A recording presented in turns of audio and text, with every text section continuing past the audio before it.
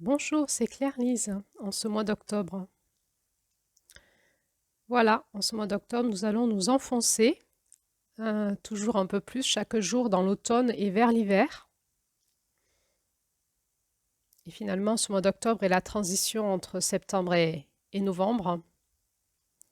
C'est un mois de transition qui va intégrer la femme du soleil couchant.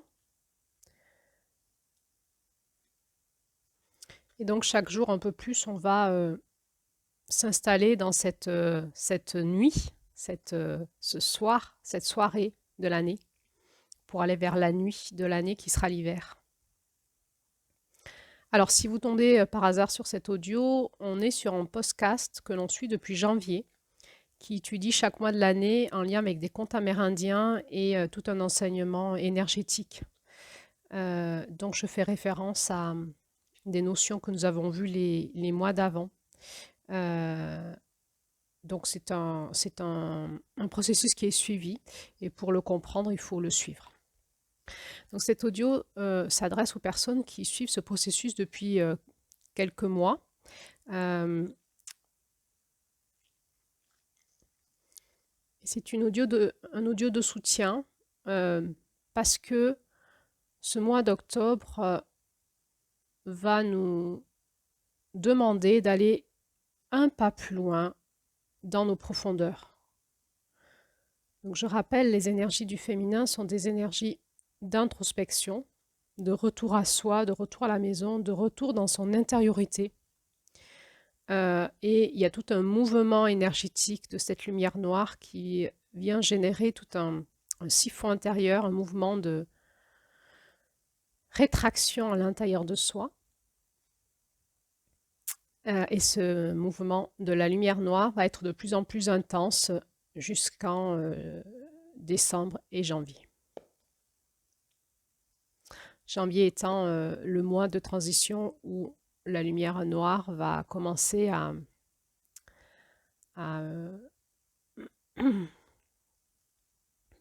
en fin janvier à co-créer avec la lumière blanche vers le mois de février. Et énergétiquement, on appelle cela le nouvel an chinois, qui est, je crois, début février. Il y a vraiment un redémarrage énergétique au niveau de la Terre. Et donc, il y aura cette transition janvier-février, lumière noire, lumière blanche. Mais pour l'instant, en octobre, on a passé le solstice de septembre et on est en train de s'enfoncer de plus en plus dans nos profondeurs, dans la diminution de la lumière blanche et l'augmentation de la lumière noire. Dans l'extériorité, dans nos journées, au niveau de l'année, dans le cycle de l'année, nous abordons les mois où il va y avoir de plus en plus de lumière noire sur la Terre et où la nuit va petit à petit dominer sur le jour en termes de temps. Mais aussi où le froid va dominer sur le chaud, j'ai envie de dire. Eh bien, ça va générer en nous ce même mouvement.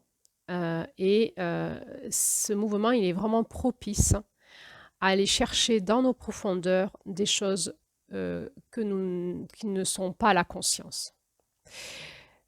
Ce mouvement, il nous invite au ralentissement et vraiment à aller connecter à l'intérieur de nous très, très, très profondément euh, des paramètres, des notions, ce qu'on appelle dans ce conte, le conte de la tisseuse, les secrets cachés du cœur. Ces espaces en nous où nous n'avons pas accès si nous ne prenons pas le temps et l'énergie nécessaire pour y avoir accès. L'énergie nécessaire, c'est ralentir, prendre le temps et ça va générer un ralentissement dans nos fréquences d'ondes cérébrales, un ralentissement dans l'énergie du corps et ça va nous permettre d'avoir accès à l'intérieur de nous à des choses qui sont engrammées en nous, qui sont là depuis, j'ai envie de dire, presque de toute éternité et qui ne demandent qu'à passer dans la matière dans notre vie. Mais si nous n'allons pas les écouter, nous n'allons pas co-créer avec cet espace-là dans notre conscience, dans notre masculin, et nous n'allons pas œuvrer pour le faire passer dans la matière. Alors, cet audio, c'est une audio de soutien, parce que le féminin il demande à un moment, ces énergies du féminin en nous nous demandent une forme d'indépendance, d'autonomie pour que nous puissions avoir accès à nous-mêmes dans ces espaces-là. Comme je le dis souvent, la dynamique de la structure psychique, qu'on peut appeler aussi mentale, n'a pas accès à ces profondeurs-là de notre être. C'est une autre intelligence, c'est un autre espace de nous. Donc il est difficile d'avoir accès à notre féminin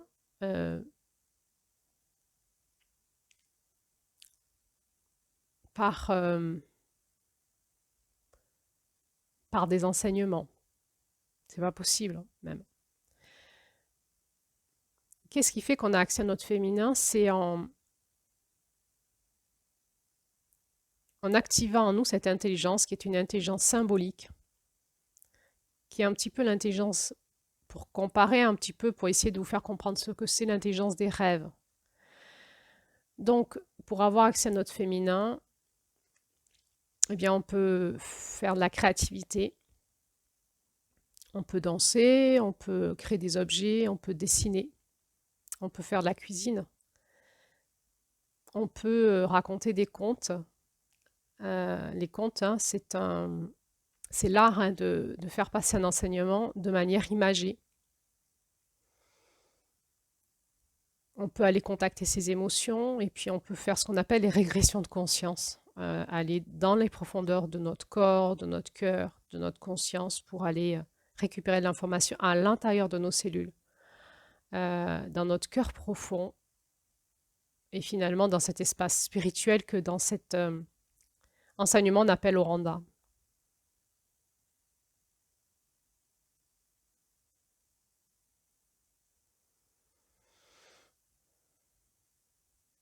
S'il est facile d'expliquer la dynamique du masculin, j'ai envie de dire, de manière verbale, il est impossible d'expliquer la dynamique du féminin de manière verbale. C'est une rencontre de soi à soi-même euh, dans le langage propre de notre féminin. Quand j'anime des cercles autour de ces enseignements chamaniques, je propose beaucoup, en parallèle des enseignements et des échanges verbaux qu'on a autour de ces contes, je propose beaucoup de rituels et de créativité tout au long de l'année, dans un processus long, qui permettent aux hommes et aux femmes qui font ce processus, finalement, d'aller à la fin de l'année, de comprendre qu'est-ce qu'était la dynamique de leur féminin, par la créativité et par des rituels. Donc ça demande à la fois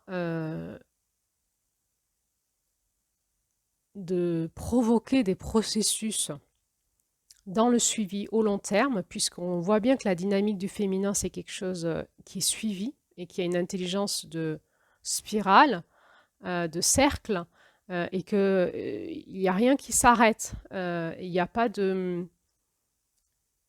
Il n'y a pas de... C'est pas haché, c'est quelque chose qui est suivi. Donc, si on veut avoir accès à l'intelligence de notre féminin, il faut aller dans la dynamique. Je parle beaucoup de dynamique, et dans la dynamique du suivi, de la roue, de la spirale. Et c'est en faisant un processus au long terme qu'on finit par comprendre quelle est l'intelligence de notre féminin. Donc moi, dans les groupes que j'anime, je propose des processus au long terme de créativité suivie, mois après mois, dans le processus de globalité de cet enseignement. Et je propose chaque mois des rituels à faire soit seul, soit qu'on fait en groupe, et de la créativité qu'on fait ensemble, ou aussi je leur propose de faire des choses à la maison pour permettre aux personnes qui suivent ce processus d'avoir de plus en plus accès à leur intériorité. Et il va y avoir par ce langage du féminin une révélation à eux-mêmes de qui ils sont dans leur profondeur. Si j'ai là aujourd'hui de vous parler de tout ça, c'est que je sens profondément en moi l'envie de vous aider à ouvrir une porte qui est, il faut y aller, il faut que vous y allez en indépendance, en autonomie. On est sur la fin, le mois d'octobre va intégrer le mois de septembre, va intégrer août-septembre. Octobre, c'est la lune qui intègre août-septembre, c'est la fin de la porte de l'ouest, la fin de la porte du féminin sacré. C'est la lune qui intègre toute la dynamique de la porte du féminin sacré. Donc c'est une grosse lune, c'est un gros passage. Et si vous avez suivi le processus petit à petit, vous avez les capacités aujourd'hui à votre mesure d'aller plus loin dans l'intégration de votre féminin et de vous ouvrir encore plus à cette dimension d'intégration du féminin en vous-même pour aller comprendre quelque chose qui est du lien de la création de la vie. Octobre va nous parler de ça, de mystère de la création de la vie. Alors, si vous avez écouté ce conte, le conte de la tisseuse, ou si vous l'avez lu, ou si vous l'avez écouté et lu, vous vous êtes certainement aperçu qu'encore une fois, on est sur un conte multidimensionnel où le langage symbolique nous parle de plein de choses en même temps. On pourrait dire qu'il y a comme plusieurs histoires qui se succèdent si on regarde de manière linéaire. Ou on pourrait dire que c'est comme une fractale, c'est-à-dire qu'une dynamique en amène une autre, en amène une autre, en amène une autre. La fractale, c'est un petit peu comme la dynamique d'un arbre, où il y a un tronc, puis des branches, puis des sous-branches, puis encore des sous-branches. Une dynamique en amène une autre. On peut le regarder comme ça. On peut le regarder aussi de manière holographique, c'est-à-dire que tout est contenu dans tout. En tout cas, si on veut accéder à l'enseignement profond de ce conte, cela nous demande de nous arrêter et de quelque part l'étudier, mais dans une dynamique qui nous est propre, celle de notre féminin. Pour avoir accès aux clés de ce conte, il va falloir ouvrir notre intelligence profonde et capter les enseignements de ce conte à notre mesure, à notre façon. C'est pour ça que dans cet audio, j'ai encore envie de vous inviter à prendre le temps, si vous le souhaitez bien sûr, si vous souhaitez avoir accès à quelque chose à l'intérieur de vous, de mystérieux, mais de très important pour vous, qu'on pourrait nommer ici les graines de votre féminin, les secrets cachés dans votre cœur. Et c'est pas en écoutant mes audios que vous allez trouver ça en vous, c'est vraiment en laissant la vibration de la couleur rose et de ce conte agir en vous et en vous laissant pénétrer et en vous laissant amener dans vos profondeurs pour aller écouter au tout profond de vous de quoi ça vous parle. Alors moi je vous propose à votre mesure, comme cela vous inspire dans votre créativité, d'étudier ce conte. La première chose à faire, c'est peut-être peut-être voir les différentes dynamiques du conte. Il y en a beaucoup, il y en a plusieurs, hein. Et puis d'aller les étudier une par une. De quoi ça vous parle? Qu'est-ce que ça vous fait écho en vous? Dans votre vie à vous, dans votre vie intime, personnelle, dans votre dynamique familiale et dans votre relation avec la Terre et le cosmos, dans votre spiritualité. Et puis, vous pourrez aussi les étudier, chaque dynamique, à votre façon, avec la créativité qui est la vôtre. Vous pouvez danser chaque dynamique, vous pouvez la chanter, vous pouvez en faire un mandala. Pour chaque dynamique, créer un mandala. Et donc un mandala, c'est un cercle rond dans lequel on va créer des ondes de forme. Et chaque dynamique peut être créer un mandala par la créativité, par les couleurs et les formes que vous allez poser. Vous pouvez aussi découper des images ou imprimer des images sur Internet et faire des mandalas avec du découpage. Et par cette créativité, commencez à sentir de quoi parle ce conte de vous-même. Vous pouvez en faire travailler avec de la pâte à modeler, avec de l'argile. Vous pouvez méditer sur chaque partie. Vous pouvez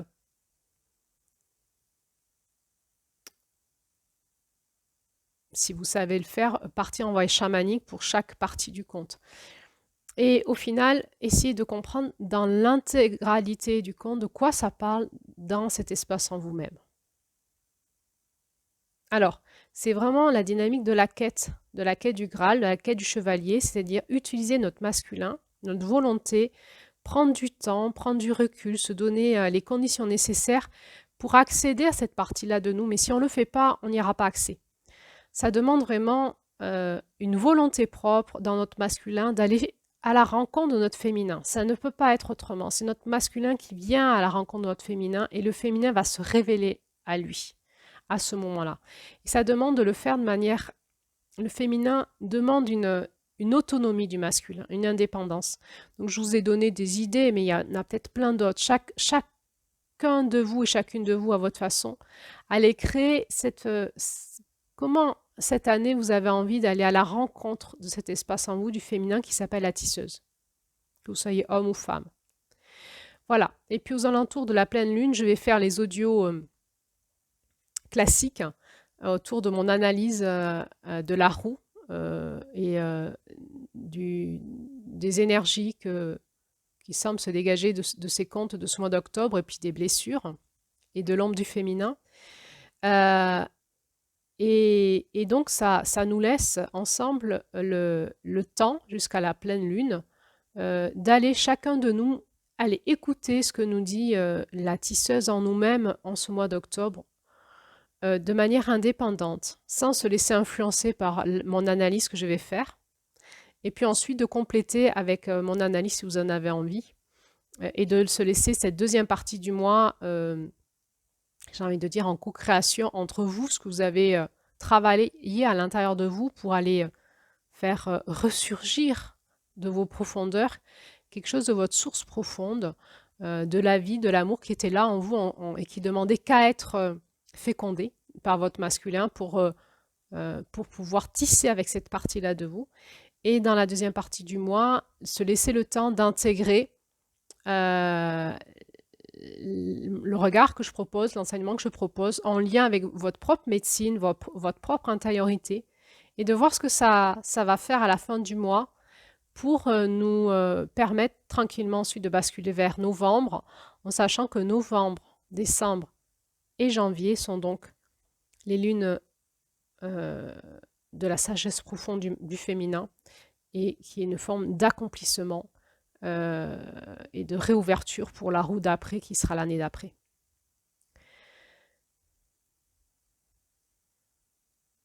La clé pour avoir accès à la dynamique d'octobre, c'est vraiment l'ouverture de notre vulnérable. L'ouverture de notre cœur, tous les enseignements de septembre, août, septembre, et on y va. On va plus loin encore en octobre.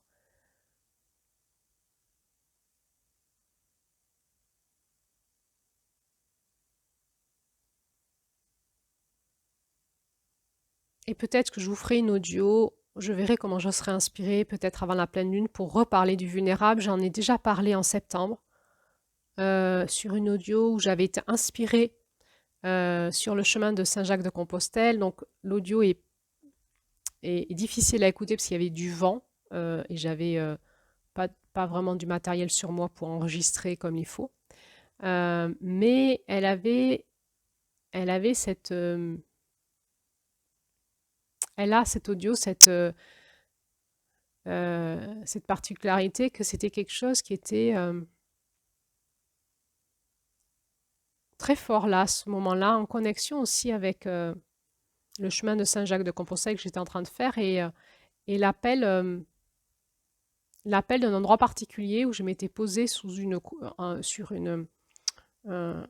lieu où il y avait une vue d'ensemble, où j'étais un peu en hauteur, au pied d'une croix blanche, et je voyais en bas un paysage français, avec un village et son église et son cimetière. Il y avait quelque chose de très particulier à ce moment-là qui s'était passé pour moi, avec l'appel pressant de faire cet audio sur le vulnérable.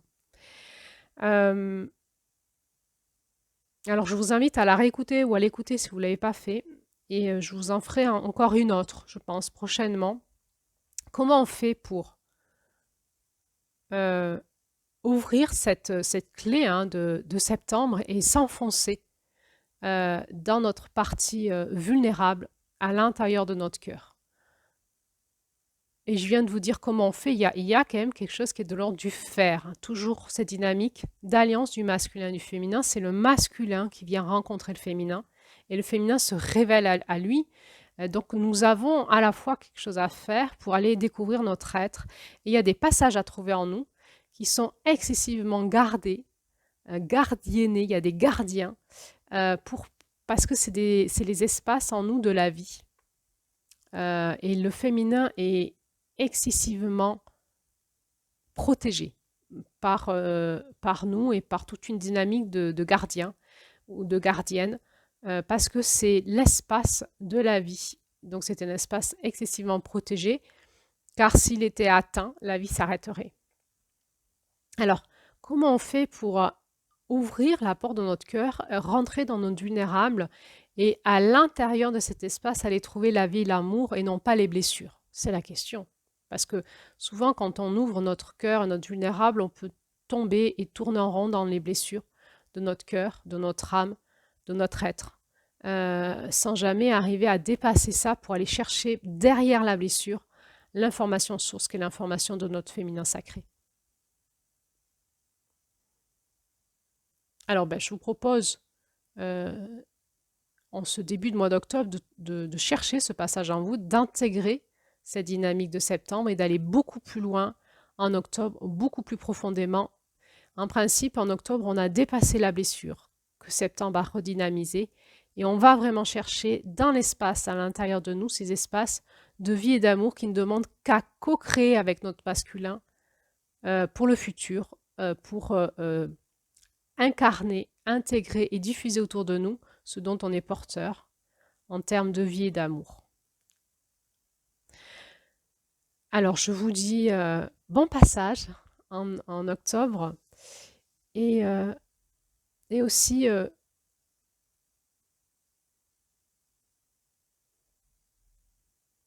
un bon bain dans cette couleur rose qui est une couleur d'une grande douceur, d'une grande tendresse. Et je vous souhaite et je nous souhaite de sentir en nous l'intensité qu'il y a entre la douceur, la tendresse, la vie et l'amour, et le besoin qu'a notre masculin d'être impeccable, rectiligne, aligné pour pouvoir aller dans ces espaces de vie et d'amour où il y a la paix, la tendresse et la douceur, sans le fracasser, sans l'abîmer, sans l'offrir aux coyotes, sans l'offrir aux vampires. Ça demande tout un travail de dextérité, d'énergie intérieure entre cette impeccabilité qu'on va avoir avec nous-mêmes, cette veillée à, cette écoute profonde de comprendre où sont nos scénarios, comment notre blessure agit, où sont nos scénarios de vie, de relationnel, comment on va faire pour dépasser tout ça, pour vraiment avoir accès dans cette couleur rose, dans cette tendresse, dans cette intensité de la tendresse, de la douceur, de l'amour et de la paix en nous, retrouver cette dynamique profonde de vie et d'amour qui amène une sécurité intérieure et avec notre écosystème incroyable. Alors, je vous souhaite un bon chemin, chacun et chacune, et on se retrouve prochainement pour, en tout cas aux alentours de la pleine lune, les audios classiques, et si je suis inspirée avant, une ou deux audios, peut-être si je ressens l'appel ou pas, ou sinon on se retrouve aux alentours de la pleine lune. Et donc à bientôt.